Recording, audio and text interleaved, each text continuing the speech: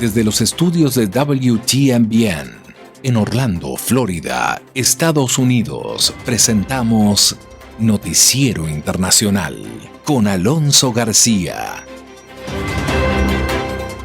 Es un gusto saludarle hoy miércoles 18 de agosto del 2021 y traerle los hechos más relevantes de Estados Unidos, América Latina y el mundo.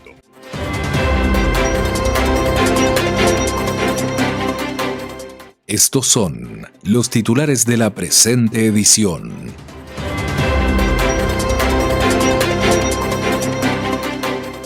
Dialogamos con el alcalde de Pasadena, California, Víctor Gordo, y las medidas que ha adoptado para garantizar que los empleados de la alcaldía estén vacunados contra el COVID-19. Desde Colombia, emergencia humanitaria ante la migración de haitianos. Y en México, mucho cuidado y mucha atención. El presidente de México, López Obrador, endurece críticas al Poder Judicial y anticipa que propondrá una iniciativa para renovar a los magistrados electorales que no están de acuerdo con él. En Nicaragua, la Iglesia Católica advirtió que no existen condiciones para unas elecciones democráticas en el país.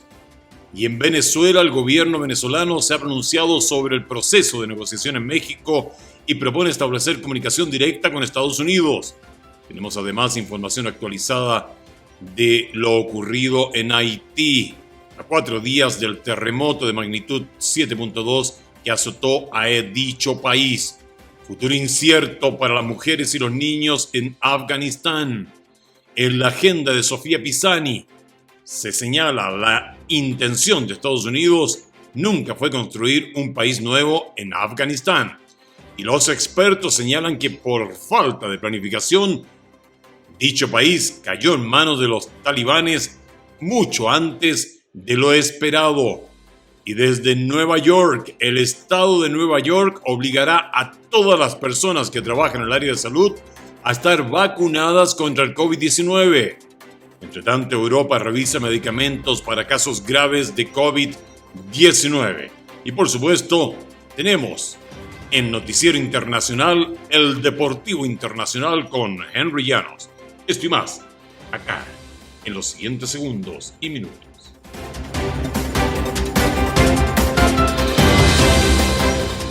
Estamos presentando Noticiero Internacional.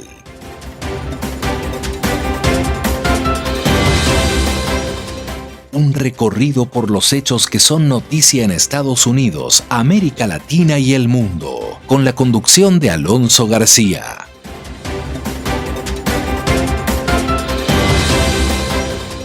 Vamos de inmediato al desarrollo de las noticias. Un caso allí para tener presente. El alcalde de Pasadena, ciudad de California, el señor Víctor Gordo, tomó medidas para garantizar que los empleados de la alcaldía estén vacunados contra el COVID-19. Vamos con lo que se conversó con el señor alcalde de Pasadena, el señor Gordo. La ciudad de Pasadena proviene de servicios al público y tenemos una responsabilidad de asegurarnos y asegurar al público que esos servicios no les va a perjudicar en ninguna manera. Y también la ciudad opera como empleador y como empleador la ciudad tiene una responsabilidad asegurar que cuando empleados se reporten a su trabajo, que también no se van a perjudicar en ninguna manera. 60%, una mayoría de los empleados ya son vacunados y el 40% son los que estamos mandando que reciban la vacuna. ¿Cuál fue el punto que hizo que usted dijera, ok, basta, tenemos que hacer esto ahora? Mirando los números de infección, el año pasado, en octubre, estábamos a un nivel que ahora en julio, casi un año después, se está mirando otra vez. Ese nivel es un nivel que va subiendo. Y ya sabemos lo que pasó después de octubre del año pasado. Y en noviembre, diciembre, enero y febrero subió muy alta la infección. Tuvimos que cerrar servicios públicos, cerrar negocios privados, cerrar las escuelas. Y ahora tenemos la vacuna. Y con la vacuna nos dicen los doctores, los científicos, que se puede reducir esa infección. Y si no se reduce al mínimo, la gente que se infectada no va a sufrir como sufrieron mucha gente el año pasado. Así que no quiero yo mirar dos meses de aquí que ha subido la infección y que no hicimos todo lo posible para prevenir. ¿Cuándo va a entrar en vigor el mandato? El mandato de la vacuna se está desarrollando ahorita y organizando en este momento y me imagino que en las siguientes semanas va a ser efectiva. Si los empleados se rehúsan, ¿qué pasa? Bueno, tienen que entender que ya 60% de los trabajadores, de sus colegas, ya han elegido vacunarse y es una mayoría. Yo tengo confianza que los empleados y sus representantes van a mirar este mandato como algo que tiene intento a protegerlos como empleados, a proteger sus familias y a proteger el público. También tenemos responsabilidad al público de no perjudicarlos cuando llaman a un policía, a un oficial, a un miembro del departamento de bomberos, cuando visitan al departamento de planificación. Y sin la vacuna no se puede trabajar sin darle esa seguridad al público que no están poniendo el público en peligro. Servicios públicos no son como servicios de comercio. Todos nosotros podemos ir a un Starbucks o otra cafetería si la otra cafetería tiene mandato de 100% vacuna, entonces nos vamos a ir ahí si queremos esa protección. Pero servicios públicos el público no puede elegir. Veo que usted también está recomendando que no sea nada más que la ciudad de Pasadena que exija que tenga este mandato de vacunas. Bueno, dos razones. Estamos mirando el incremento de casos subir y subir y subir a los niveles que no hemos visto desde febrero y a niveles que son muy peligrosos para individuos y también peligrosos porque la capacidad de nuestros hospitales se llena muy rápido. La segunda razón es que la ciudad de Pasadena no es una isla. Somos una ciudad de 145,000 personas y existimos en una región de más de 10 millones de personas. Entonces Pasadena, operando como una ciudad, no va a resolver este problema y tenemos que urgir a nuestros vecinos, las 88 ciudades del condado de Los Ángeles y también al condado de Los Ángeles, que hagan lo mismo para asegurarnos todos que estamos operando y proveniendo servicios públicos en una manera que no perjudica al público. En Colombia continúa la emergencia humanitaria por la migración de haitianos y las autoridades regionales piden un acuerdo internacional para atender la crisis. Desde Colombia, la información con Manuel Arias Naranjo. Pese a los esfuerzos de las autoridades regionales en el sur-occidente de Colombia para atender a los cientos de haitianos que desde el sur del continente se movilizan rumbo a Norteamérica, la crisis humanitaria persiste. Hacinados en los terminales de transporte, los migrantes se enfrentan a dramas humanitarios, como la reciente muerte de una mujer con 7 meses de embarazo al interior de un bus que la traía desde Pasto, en la frontera con Ecuador, hasta Cali, como lo reportó Juan Guillermo Martínez, vocero de la terminal de transportes de esta ciudad. No venía acompañada con familiares, solamente de una amiga, quien informó que la persona se sentía indispuesta, que iba a dormir un rato y nunca despertó. No obstante que las autoridades autorizaron la venta de pasajes de transporte y el alquiler de hospedaje a los refugiados ilegales para evitar que continúen siendo explotados por bandas de tráfico de migrantes, el flagelo, según Carlos Camargo, defensor del pueblo, persiste. Esta red de traficantes que está azotando a la población migrantes, vendiéndoles paquetes turísticos con apariencia de legalidad y los dejan tirados a mitad de camino. Mientras las autoridades regionales insisten en que una solución final a la problemática debe ser abordada en una amplia conferencia internacional, Migración Colombia autorizó la venta de 300 pasajes diarios a los migrantes para que continúen su ruta desde el sur del país hasta el departamento de Antioquia y de ahí puedan movilizarse a la frontera con Panamá. Sin embargo, la medida se ha quedado corta debido a la gran cantidad de refugiados haitianos que continúan ingresando desde Ecuador. Pasamos a México. El presidente de dicho país, Andrés Manuel López Obrador, endurece sus críticas al Poder Judicial y anticipa que propondrá una iniciativa para renovar absolutamente a todos los magistrados electorales. Desde Ciudad de México, la información con Sara Pablo. El presidente Andrés Manuel López Obrador anunció que la iniciativa de reforma electoral que enviará al Congreso contemplará no solo la renovación de todos los consejeros del Instituto Nacional Electoral, sino también de los magistrados del tribunal. Las declaraciones del mandatario se dan en medio de una disputa al interior del Tribunal Electoral que derivó en la destitución del magistrado presidente. Cuestionado sobre la resolución que quita a su partido Morena 3 diputaciones federales, el Ejecutivo lamentó que los magistrados, dijo, estén al servicio de la partidocracia, con un comportamiento faccioso y manejando la ley a su antojo. Está muy mal, tanto el INE como el Tribunal Electoral.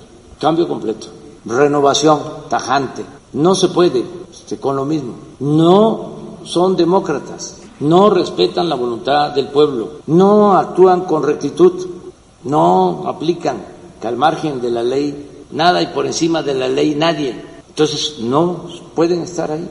Tiene que haber un cambio.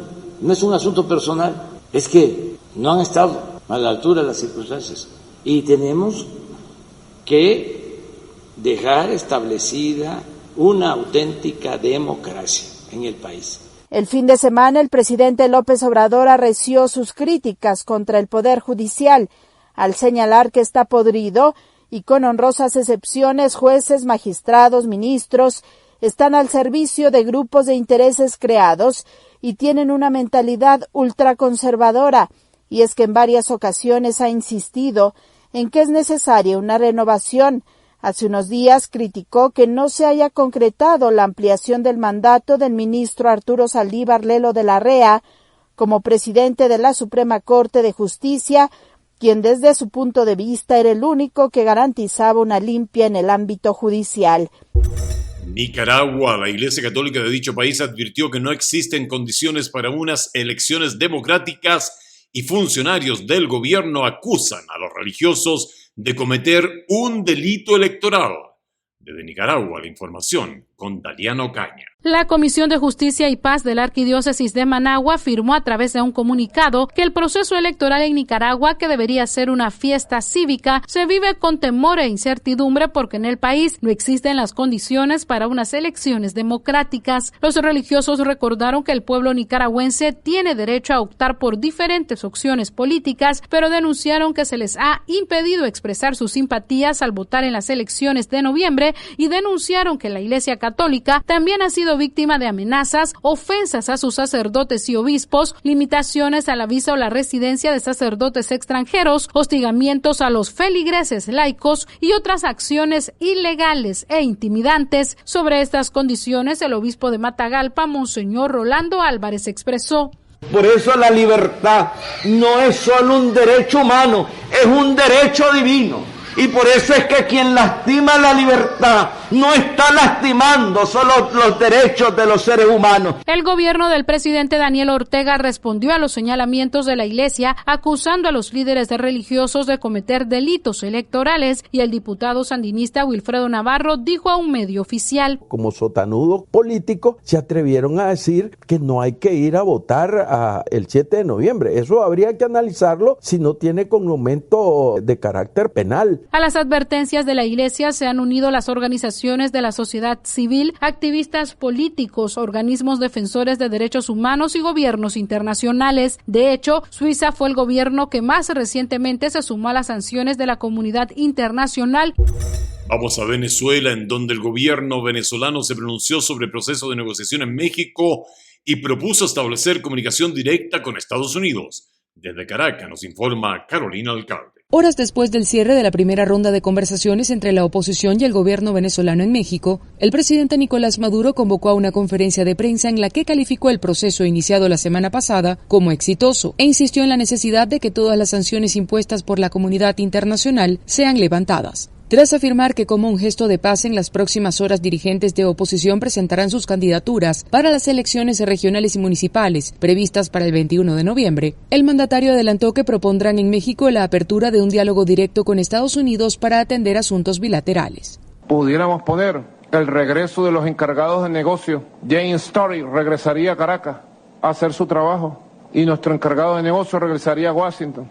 Es lo mínimo.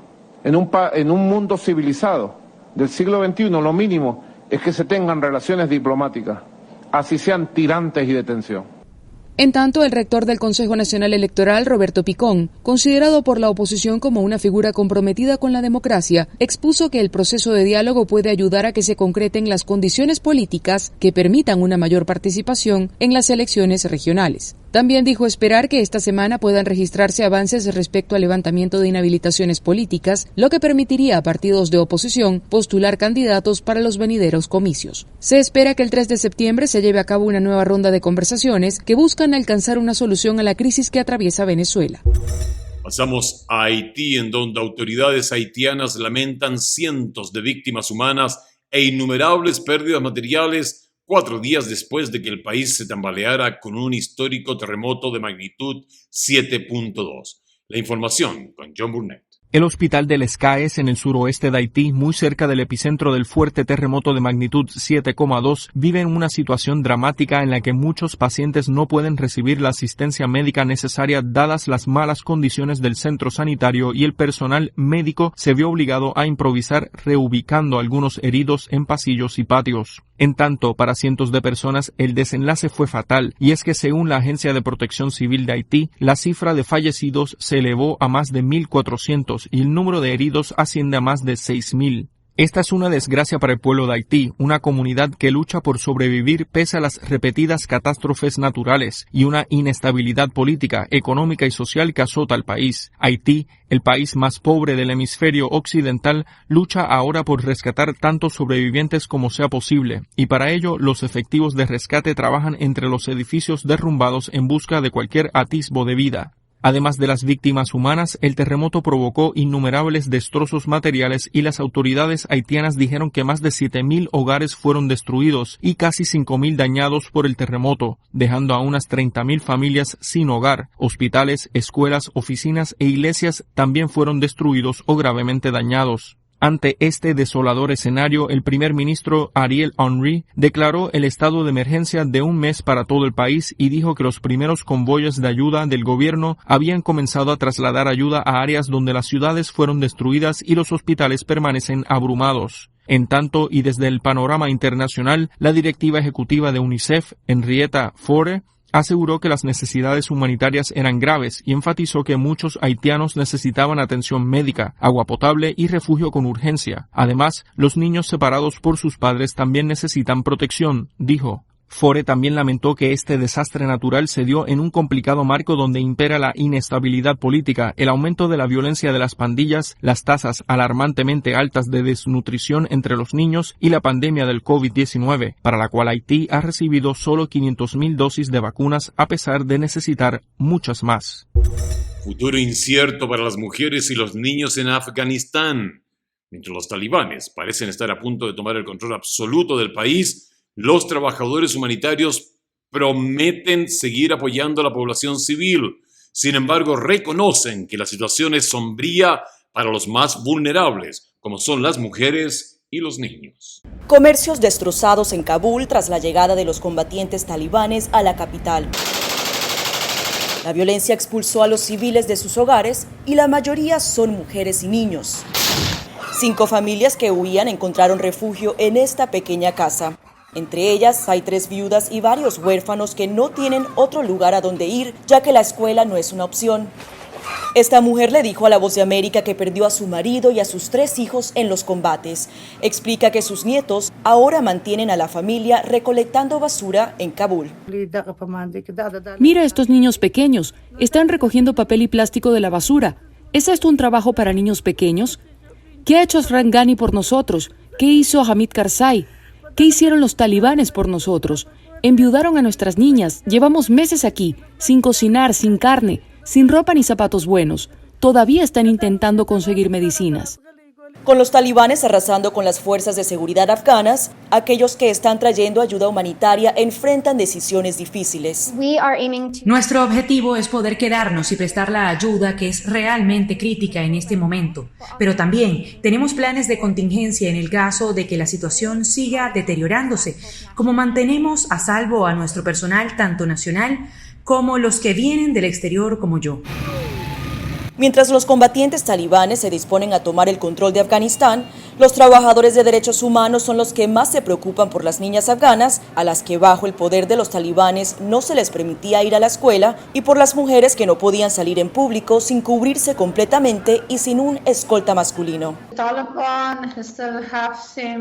Los talibanes siguen teniendo la misma actitud, la misma filosofía con ellos mismos que tienen su propio mundo. No es posible. Es realmente difícil para toda la gente de Afganistán, estoy segura, y particularmente para las mujeres y los jóvenes. Los talibanes tienen madres y hermanas como nosotros. El gobierno también tiene familias, madres y hermanas. Por el amor de Dios, dejen de luchar. Por el bien del libro sagrado, dejen de luchar. Si no hay guerra, podemos volver a casa y trabajar para mantener a nuestras familias. Lo dejamos todo atrás. Pasamos ahora a la agenda de Sofía Pisani. El tema de hoy, el presidente Joe Biden dijo sobre la situación en Afganistán que la intención de Estados Unidos nunca fue construir un país. En otro ámbito, la variante Delta está dejando un promedio de 650 muertes por día en Estados Unidos. Texas registra un incremento de 400% en hospitalizaciones. Vamos a la agenda con Sofía Pisani. El presidente de Estados Unidos, Joe Biden, insistió el lunes que la misión de Estados Unidos en Afganistán concluyó hace tiempo y, ante el rápido colapso del país ante los talibanes, recalcó que el objetivo de Washington nunca fue construir un país.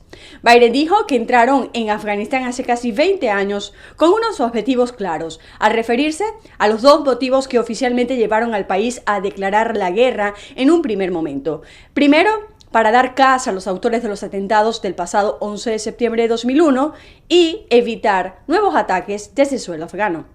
Por otro lado, la variante Delta sigue propagándose entre los no vacunados. Estados Unidos ahora tiene un promedio de 650 muertes por día, un aumento superior al 80% respecto al mes de junio y superando la marca de 600 por primera vez en 3 meses. En Florida, donde se registraron alrededor de 1,000 muertes la semana pasada, el gobernador republicano Ron DeSantis recomendó tratar el coronavirus con el medicamento Regeneron, al que atribuyó la reducción de las hospitalizaciones en un 70%. Mientras tanto, la Corte Suprema de Texas falló temporalmente a favor de prohibir en 2 condados el mandato de tapabocas, incluyendo las escuelas, por solicitud del gobernador republicano Greg Abbott, pese a que en esa entidad registra un aumento del 400% en hospitalizaciones por COVID-19. Y volviendo al tema de Afganistán, fíjese usted que los expertos señalan que por falta de planificación el país cayó en manos de los talibanes antes de lo esperado. Mientras el mundo debate si la salida de las tropas estadounidenses de Afganistán fueron apresuradas o no, planeada o improvisada, analistas aseguran que el desenlace no les sorprende en absoluto, pues por siglos la historia, una y otra vez, muestra que ningún actor foráneo se ha establecido en dicho territorio. Jacopo Luzzi amplía este contexto.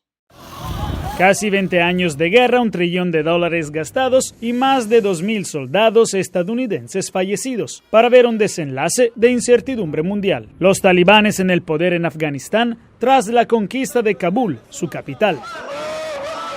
Un panorama de caos se refleja en parte en las imágenes de la evacuada embajada estadounidense y vuelven a la memoria los viejos reportes de Vietnam. Miles de personas desesperadas y abarrotadas en el aeropuerto de Kabul intentan escapar del país. El pánico y la desesperación se acrecentó por el registro de un tiroteo que dejó víctimas mortales y las imágenes de gente aferrándose a los aviones ya en marcha.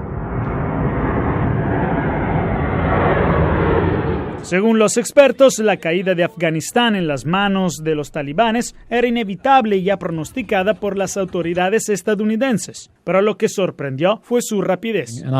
Atribuyo eso a la decisión del presidente Biden no solo de retirarse, sino de anunciar que Estados Unidos se retiraba esencialmente de manera unilateral. Él, creo, asestó un golpe de moral paralizante al ejército afgano y ya no creen que tengan los recursos que necesitaban para ganar. La corrupción entre las fuerzas militares afganas y una sobreestimación de las capacidades del gobierno afgano por parte de los funcionarios diplomáticos y de inteligencia estadounidenses son algunas de las razones de tal debacle. Sin embargo, la decisión del presidente Joe Biden fue precedida por el acuerdo firmado por el presidente Donald Trump en 2020 con los talibanes, y la historia ha demostrado que ninguna nación foránea ha logrado dominar el territorio afgano. Lo que sucedió ahora, según Joseph Umire, experto de seguridad global, es que no hubo una planeación en la fase de retiro, aun cuando la salida estadounidense tiene una lógica ante la ausencia de más objetivos estratégicos. Esos requisitos tienen que ver con la habilidad de asegurar, primero,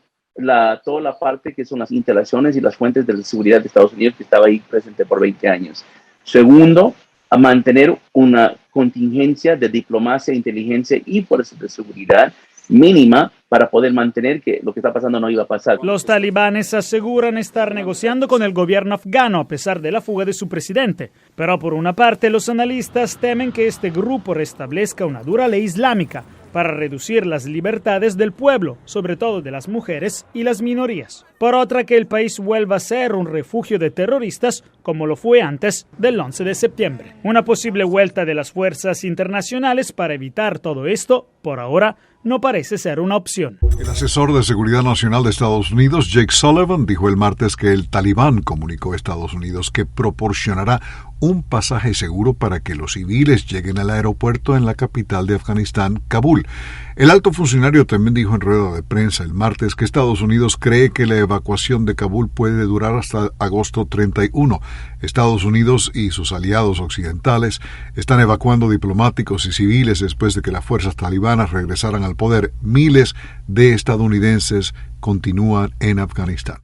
El estado de Nueva York en Estados Unidos obligará a todas las personas que trabajan en el área de salud a estar vacunadas contra el COVID-19. El gobernador del estado de Nueva York, Andrew Cuomo, emitió un nuevo mandato que requiere la vacunación de todos los empleados del área sanitaria del estado y los obliga a haber recibido al menos una dosis de la vacuna antes del 27 de septiembre. Solamente aquellos que padezcan una condición médica especial o a quienes su religión no se lo permita serán exentos de acatar esta medida. Así lo informó el mandatario a través de un comunicado de prensa.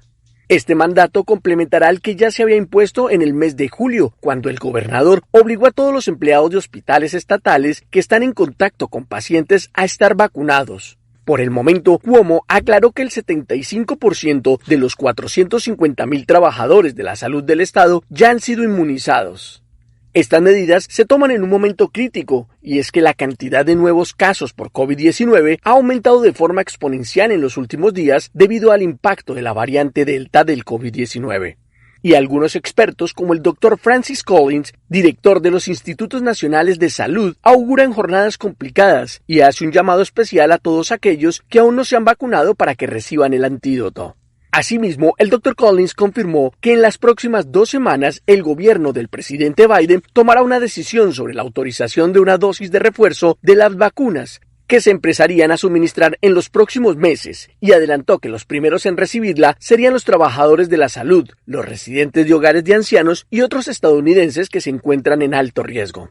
Hasta el momento, la pandemia del COVID-19 ha dejado más de 620,000 muertos en Estados Unidos y solo el 60% de la población está totalmente vacunada, según datos de los Centros para el Control y la Prevención de Enfermedades. Entre tanto, Europa revisa medicamento para casos graves de COVID-19. Vamos con la información. La Agencia Europea de Medicamentos inició un proceso de revisión acelerado para determinar si un medicamento común para la artritis podría ayudar a las personas hospitalizadas con COVID-19 y en estado grave, meses después de que Estados Unidos concediera autorización para su uso de emergencia. En un comunicado, el regulador de medicamentos de la Unión Europea indicó que está evaluando una solicitud para extender el uso de tocilizumab para pacientes adultos que sufren de coronavirus severo y que ya están siendo tratados con otros esteroides y que necesitan oxígeno adicional o un respirador mecánico. El tocilizumab es un antiinflamatorio recetado para adultos y niños con artritis grave. En junio, la Administración de Alimentos y Medicamentos de Estados Unidos, FDA por sus siglas en inglés, otorgó una autorización para el uso del medicamento en caso de emergencia y la Organización Mundial de la Salud, OMS, recomendó su uso el mes pasado para personas que están gravemente enfermas de COVID-19. El regulador europeo dio a conocer que espera tomar una decisión a mediados de octubre sobre el tocilizumab, basándose en datos de 4 grandes estudios. El medicamento fue autorizado por primera vez en la Unión Europea en 2009. Llegamos hacia el término de Noticiero Internacional por el día de hoy en una producción de la WTMBN. Nuestro agradecimiento a Broadcasting Board of Governors de US Agency for Global Media por el apoyo que nos da día a día con corresponsales en los lugares de los hechos para informarle a usted de primera mano. A nombre de todo el equipo y amigo personal, le deseo un maravilloso día. Cuídese mucho, por favor.